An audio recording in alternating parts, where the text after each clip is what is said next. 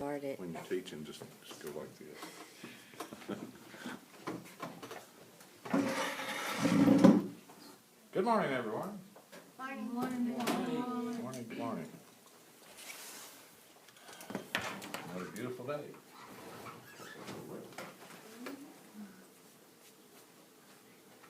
do we have here today? Sapporo.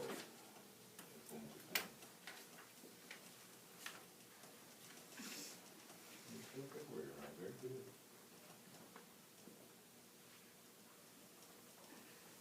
Okay, you don't need to come today, and you don't need to, that's what's in.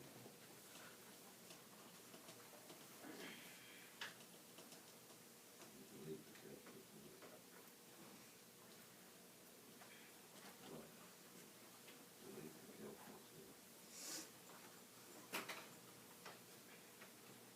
All right, Sapporo Snow Festival.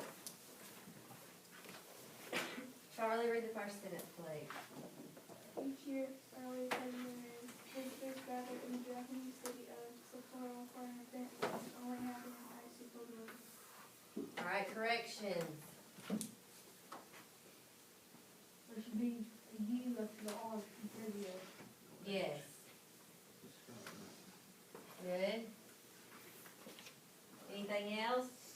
Samantha? The city should be located. Right, the C in city should be lowercase. Charlie, what is weather and how should it be spelled? W-E-A-T-H-E-R. Good job. Anything else in that sentence? All right, read the next, Landon. Oh, wait, never mind. Read the next sentence, Vanda.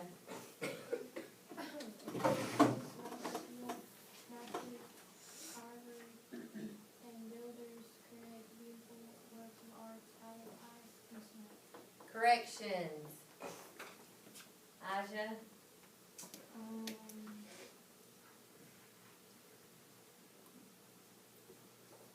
Whose snow festival, Isaac? The cities? The city, so what do we need?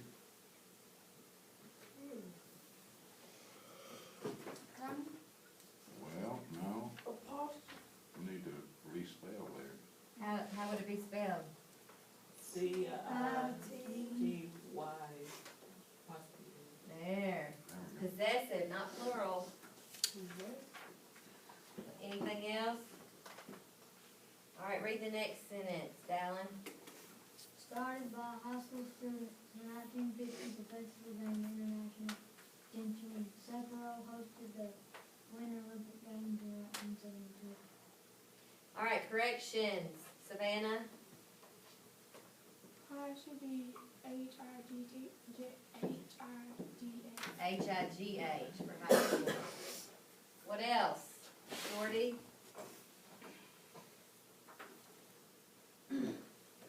Students should have a, apostrophe.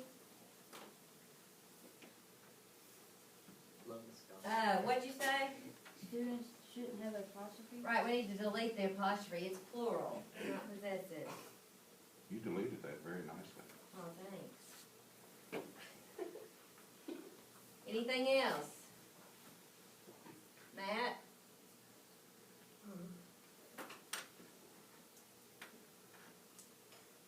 Would just be a period after 1972. Yes. Attaboy, You gotta put a period on the end of that sentence. very perceptive. All right, read the next sentence, Larissa. People from all over the world travel to this special event. All right, corrections, Bradley. People should be careful. Why? Yeah, some of y'all still forget to capitalize the first word in the sentence. Say must. What else, Jason? Special spelling. How should it be spelled? S-P-E-C-I-A. All right, That's with the I. Samantha? Travel is for travel. People from all over the world travel to Japan for this special event. No, they're still doing this today. It didn't happen in the company, they're still gonna travel to Japan for this event, so it's okay to have travel. They're still celebrating this. Bart.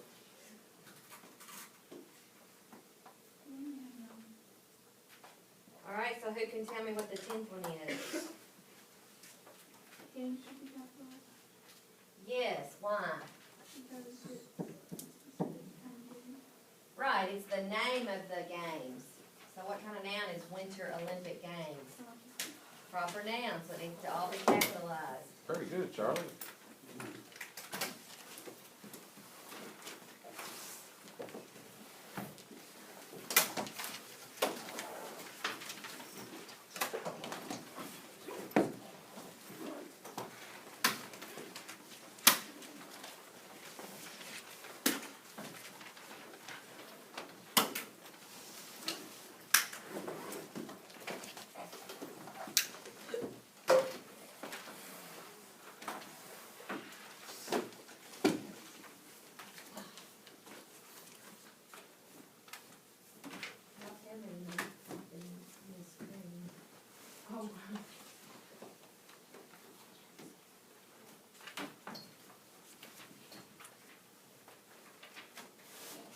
What page are we on there? Okay, who can give me a brief summary of what happened in our reading yesterday of Anne Frank?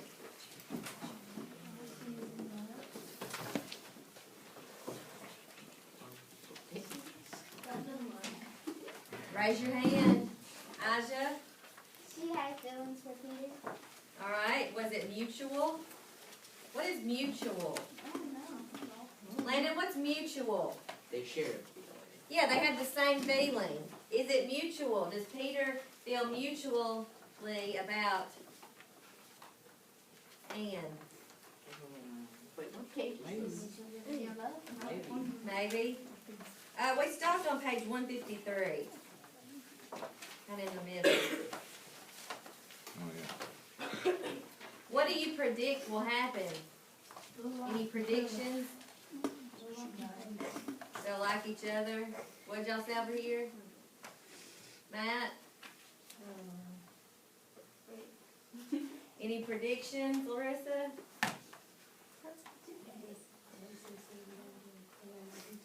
They like each other? Alright, where did we stop yesterday? I think they'll fall in love and probably get married and live happily ever after and have a dozen kids. No. Alright, let's start at the third paragraph on page 153. The first half of 1943, my fits of crying, the loneliness, how I slowly began to see all my faults and shortcomings, which are so great and which seemed much greater then. During the day, I deliberately talked about anything and everything that was farthest from my thoughts, tried to draw Pym to me, but couldn't. Alone, I had to face the difficult task of changing myself to stop the everlasting reproaches which were so oppressive and which reduced me to such terrible despondency. What's despondency? I can't find where you are. Third paragraph, page 153. How do we distinguish where a paragraph begins? By the spacing, it just says. By the indentation. What is despondency? She's depressed. Class? Okay. Things improved slightly in the second half of the year. I became a young woman and was treated more like a grown-up. I started to think and write stories and came to the conclusion that the others no longer had the right to throw me about like an India rubber ball. I wanted to change in accordance with my own desires, but one thing that struck me even more was when I realized that even Daddy would never become my confidant over everything. I didn't want to trust anyone but myself anymore. At the beginning of the new year, the second great change, my dream, and with it I discovered my longing not for a girlfriend, but for a boyfriend. I also discovered my inward happiness and my defensive armor of superficiality and gaiety. In due time, I quieted down and discovered my boundless desire for all that is beautiful and good. And in the evening, when I lie in bed and end my prayers with the words, I thank you, God, for all that is good and clear and beautiful, I am filled with joy. Then I think about the good of going into hiding, of my health, and with my whole being of the dearness of Peter, of that which is still embryonic and impressionable, and which we neither of us dare to name or touch, of that which will soon come sometime, love, the future happiness, and of the beauty which exists in the world, nature, beauty, and all that is exquisite and fine. I don't think then of all the misery, but of the beauty that still remains. This is one of the things that Mummy and I are so entirely different about.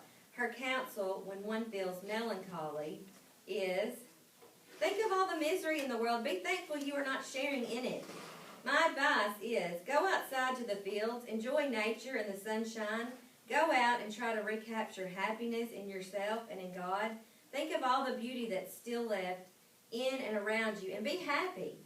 I don't see how Mummy's idea can be right, because then, how are you supposed to behave if you go through the misery yourself? Then you are lost.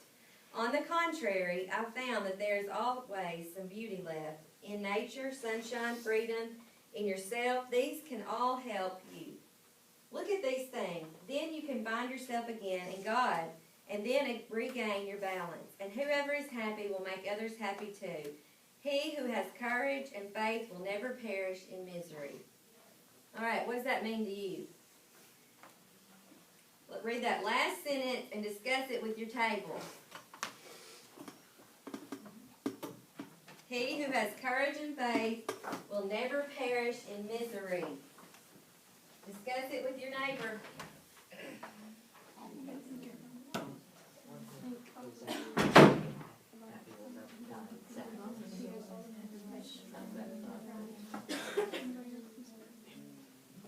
What does it mean? Aja, you got an opinion, I know. If you believe in him and if you believe in him, Who's him? and God, if you believe in God and you take one day at a time, then that's why I think. Very good. All right, Landon? One who lives a happy life and never dies. Exactly. Okay, good. Who What's else would like to share? What's this melancholy? What is that, Miss Smith? What is it? It's a synonym to the word despondency, maybe? What does despondency mean? Depressed. So melancholy means, if it's a synonym, it's the same. All right, who wants to share what their table decided that this sentence, he who has courage and faith will never perish in misery? Landon, share with us. One who's happy and who believes will never die except in sadness. Okay? If you have courage and faith, then you won't die in misery, will you? Because that courage and faith will make you stronger and happier. All right. Sunday, March 12th, 1944. Dear Kitty, I can't seem to sit still lately. I run upstairs and down and then back again. I love talking to Peter, but I'm always afraid of being a nuisance. He has told me a bit about the past, about his parents, and about himself. It's not half enough, though, and I ask myself why it is that I always long for more. He used to think I was unbearable, and I returned the compliment. Now I have changed my opinion. Has he changed his too? What do y'all think? No. You think he's liking her, or he still thinks she's a nuisance? Okay. I think so. Still, it doesn't necessarily mean that we shall become great friends. Although, as far as I'm concerned, it would make the time here much more bearable. But still, I won't get myself upset about it. I see quite a lot of him, and there's no need to make you unhappy about it too, Kitty, just because I feel so miserable. On Saturday afternoon, I felt in such a whirl after hearing a whole lot of sad news that I went and lay on my divan for a sleep. I only wanted to sleep to stop myself thinking. I slept till 4 o'clock, then I had to go into the living room. I found it difficult to answer all Mummy's questions and think of some excuse to tell Daddy as an explanation for my long sleep. I resorted to a headache, which wasn't a lie, as I had one, but inside. Ordinary people, ordinary girls, teenagers like myself will think I'm a bit cracked with all my self-pity. Yes, that's what it is, but I pour out my heart to you. Then for the rest of the day, I'm as impudent, gay, and self-confident as I can be in order to avoid questions and getting on my own nerves. Margaret is very sweet and would like me to trust her, but still, I can't tell her everything. She's darling, she's good and pretty, but she lacks the nonchalance for conducting deep discussion. She takes me so seriously, much too seriously, and then thinks about her queer little sister for a long time afterwards. Looks searchingly at me at every word I say and keeps on thinking, is this just a joke or does she really mean it? I think that's because we are together the whole day long, and that if I trusted someone completely, then I shouldn't want them hanging around me all the time. When shall I finally untangle my thoughts? When shall I find peace and rest within myself again? Yours, Anne. What does she mean by her sister lacks the nonchalance for conducting deep discussion? What's nonchalance? Her interest? Okay, if you put non in front of it, what does that mean? Uninterested. Yeah, she just doesn't really care, does she? She's not interested in it. Well, I think nonchalance is when you're relaxed and can confide in someone else, you know. It's, you can bring down your guard, so to speak, you know, and you can speak freely. So she lacks that nonchalance for conducting deep discussion. Right. All right, Tuesday, March 14th, 1944. Dear Kitty, perhaps it would be entertaining for you, though not in the least for me, to hear that we are going to eat today. As the charwoman is at work downstairs, I'm sitting on the Van Dan's table at the moment. I have a handkerchief soaked in some good scent, bought before we came here, over my mouth and held against my nose. You won't gather much from this, so let's begin at the beginning. The people from whom we obtained food coupons have been caught, so we just have our 5 ration cards and no extra coupons and no fats. As both Myapp and Kufius are ill, Ellie hasn't time to do any shopping, so the atmosphere is dreary and dejected. And so is the food. From tomorrow we shall not have a scrap of fat, butter, or margarine left. We can't have fried potatoes, to say bread, for breakfast any longer, so we have porridge instead. And as Mrs. Van Dan thinks we're starving, we have bought some full cream milk under the counter. Our supper today consists of a hash made from kale, which has been preserved in a barrel. Hence, the precautionary measure with the handkerchief. It's incredible how kale can stink when it's a year old. The smell in the room is a mixture of bad plums, strong preservatives, and rotten eggs. Ugh! The mere thought of eating that mutt makes me feel sick. Added to this, our potatoes are suffering from such peculiar diseases that out of 2 buckets of pomme de terre, one whole one ends up on the stove. We amuse ourselves by searching for all the different kinds of diseases and have come to the conclusion that they range from cancer and smallpox to measles. Oh no, it's no joke to be in hiding during the 4th year of the war. If only the whole rotten business was over. Quite honestly, I wouldn't care so much about the food if only it were more pleasant here in other ways. There's the rub. This tedious existence is beginning to make us all touchy. The following are the views of the 5 grown-ups on the present situation. Mrs. Van Dam. The job as queen of the kitchen lost its attraction a long time ago. It's dull to sit and do nothing, so I go back to my cooking again. Still, I have to complain that it's impossible to cook without any fats, and all these nasty smells make me feel sick. Nothing but ingratitude and rude remarks do I get in return for my services. I am always the black sheep, always the guilty one. Moreover, according to me, very little progress is being made in the war. In the end, the Germans will still win. I'm afraid we're going to starve, and if I'm in a bad mood, I scold everyone. Now, would you consider her an optimist or a pessimist? Pessimist, right. No. Yeah, pessimist. Yeah, she's down on everything. And what's ingratitude? The act of not being Grateful. ready for it. Not grateful, not thankful, right, Good. very good. All right, and this is Mr. Van Dan's quote. I must smoke and smoke and smoke, and then the food, the political situation, and Carol's moods don't seem so bad. Carol is a darling wife. But if he hasn't anything to smoke, then nothing is right, and this is what one hears. I'm getting ill, we don't live well enough, I must have meat. Frightfully stupid person, my Carol. After this, a terrific quarrel is sure to follow. Now this is Mrs. Frank. Food is not very important, but I would love a slice of rye bread now. I feel so terribly hungry. If I were Mrs. Van Dan, I would have put a stop to Mr. Van Dan's everlasting smoking a long time ago. But now I must definitely have a cigarette because my nerves are getting the better of me. The English make a lot of mistakes, but still the war is progressing. I must have a chat and be thankful I'm not in Poland. Mr. Frank, everything's all right. I don't require anything. Take it easy. We've ample time. Give me my potatoes and then I will keep my mouth shut. Put some of my rations on one side for Ellie. The political situation is very promising. I'm extremely optimistic. Mr. Dussel, I must get my task for today. Everything must be finished on time. Political situation outstanding, and it is impossible that will be caught. Yours, Anne. What do you think Mr. Dussel was saying? That, you don't think Germans are pretty. Okay. Anybody else? Charlie, what do you think he's talking about? He thinks the Germans are not winning.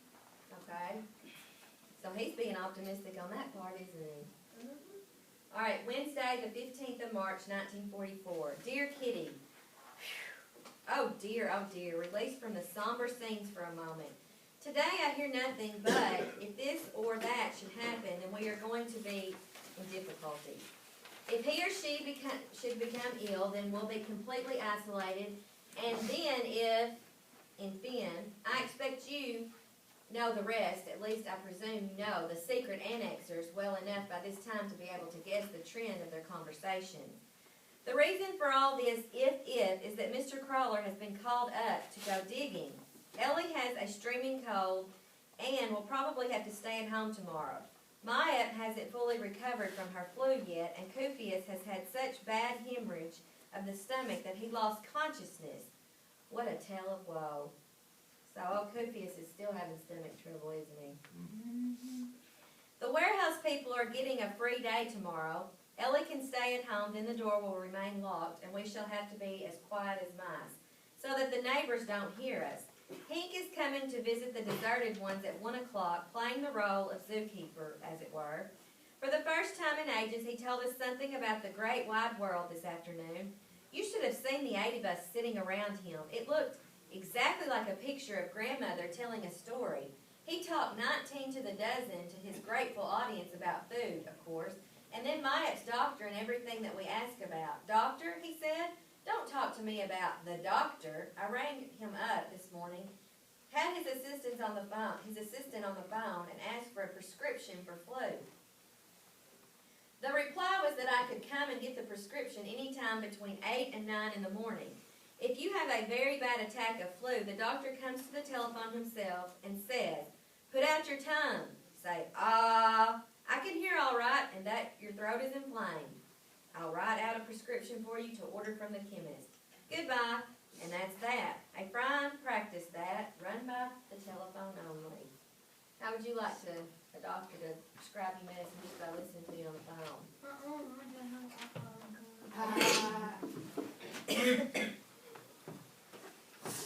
But I don't want to criticize the doctors. After all, a person has but 2 hands.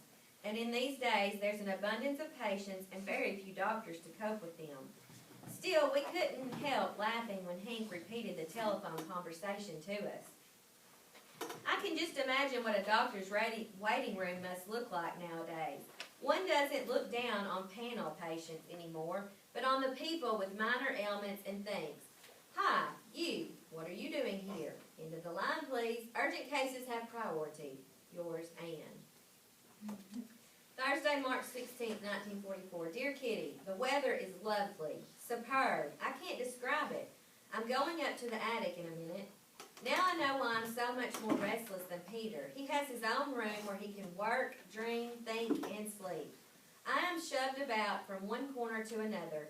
I hardly spend any time in my double room, and yet it's something I long for so much.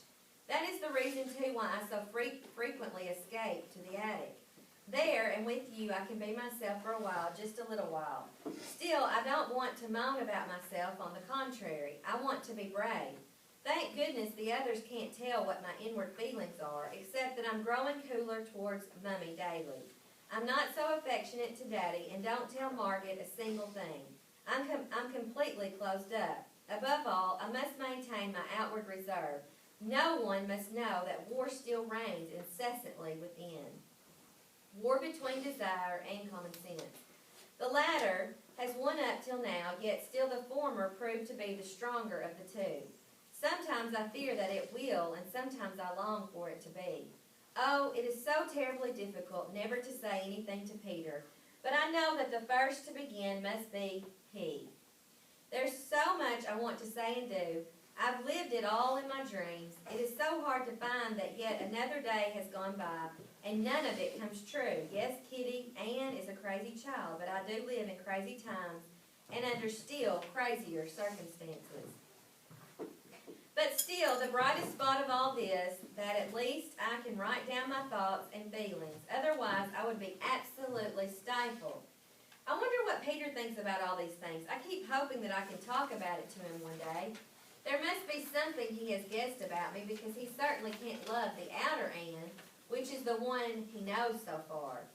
How can he, who loves peace and quiet, have any liking for all my bustle and din? Can he possibly be the first and only one to have looked through my concrete armor?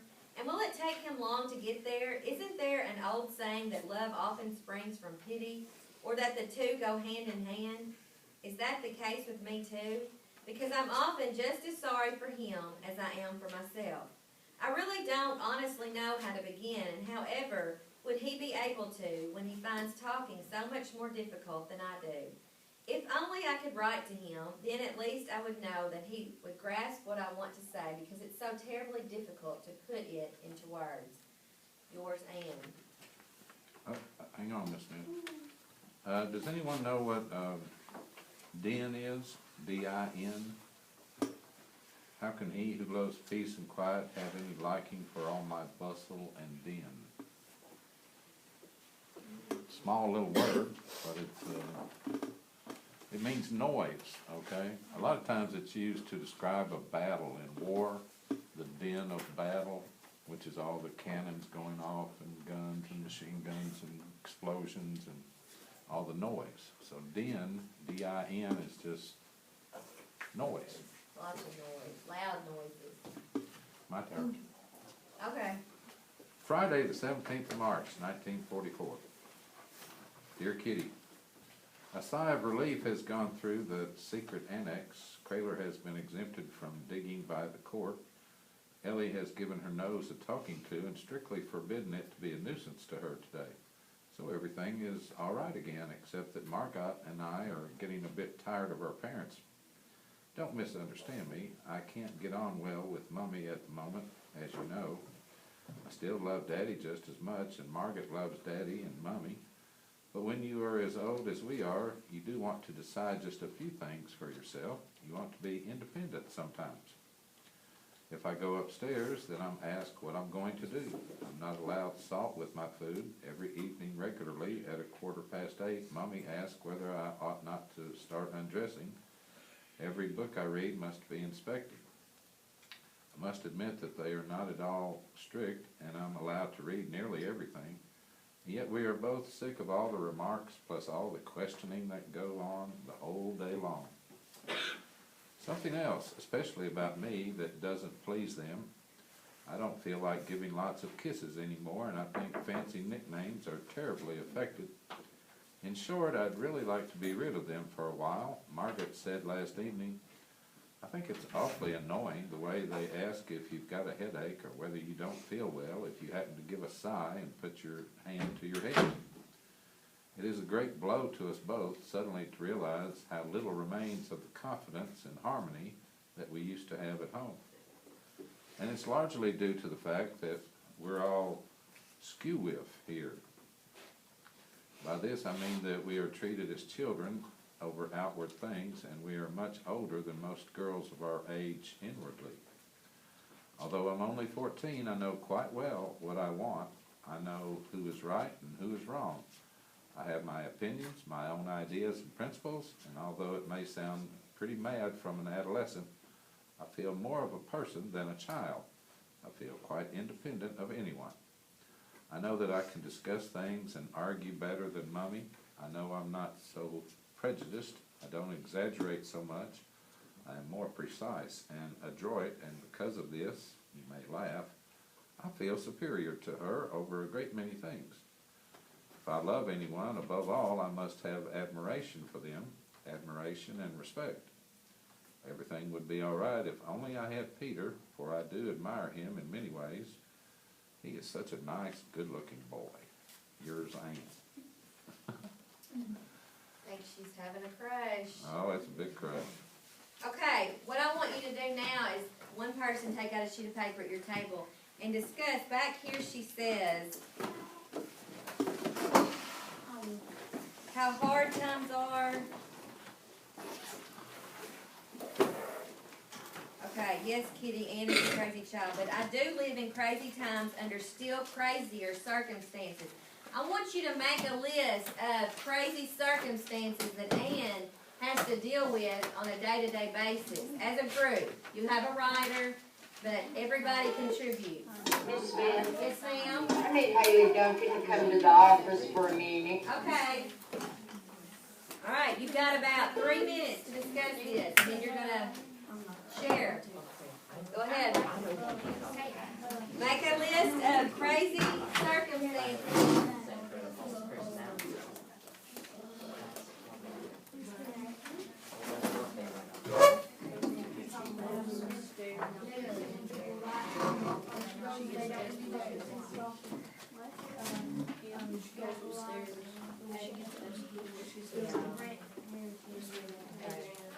Have you stopped this already? No, don't stop it. Oh.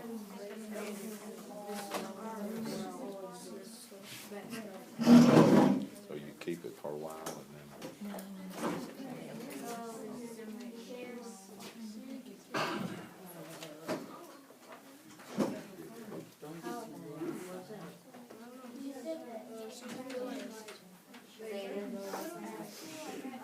You're supposed to come up with, she says that she lives in crazy situations under crazy circumstances.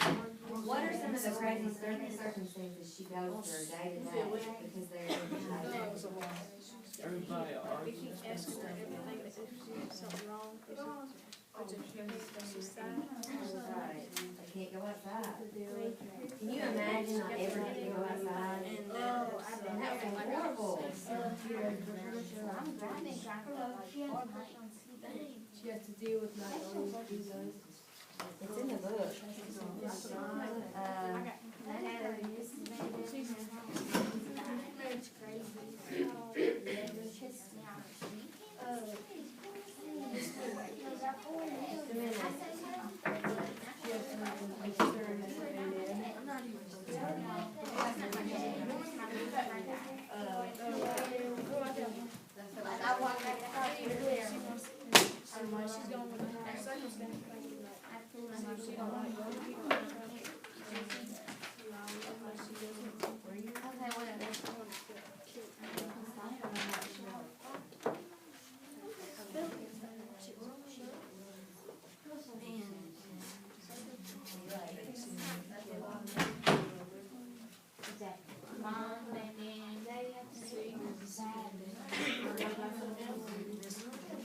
Make sure you put everybody's name in the group on this paper.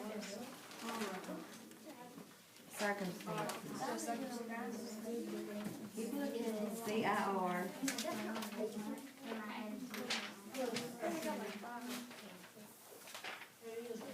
Okay.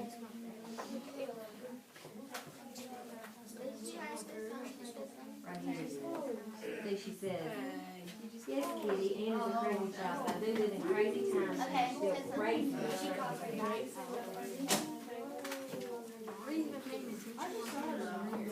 Okay, let's stop for just a moment. I want each table to give me at least one crazy circumstance. DeAndre? They have to stay in a whole year. Okay. Okay, they can't ever go outside. Right here.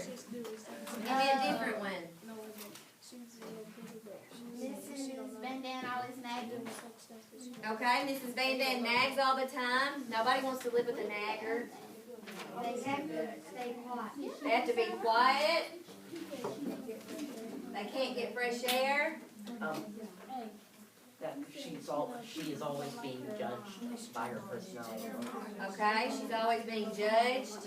Y'all have anything? I'm sorry.